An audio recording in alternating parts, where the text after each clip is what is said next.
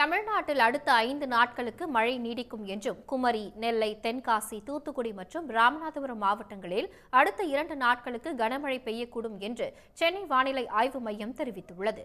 வட தமிழக கடலோர பகுதி மற்றும் தென்கிழக்கு அரபிக்கடல் பகுதிகளில் நிலவும் வளிமண்டல கீழடுக்கு சுழற்சி காரணமாக நாளை மற்றும் நாளை மறுநாள் தென் தமிழ்நாட்டில் அநேக இடங்களிலும், வட தமிழ்நாட்டில் ஒரு சில இடங்களிலும், புதுவை மற்றும் காரைக்காலில் லேசானது முதல் மிதமான மழை பெய்யக்கூடும் என்று சென்னை வானிலை மையம் தெரிவித்துள்ளது.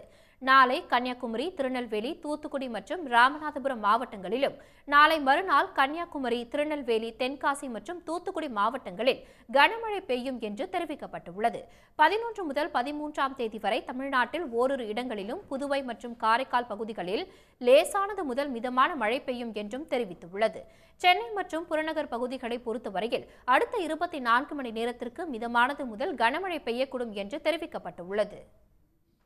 உடனுக்குடன் செய்திகளை தெரிந்து கொள்ள சன் நியூஸ் பெல் ஐகானை கிளிக் பண்ணுங்க.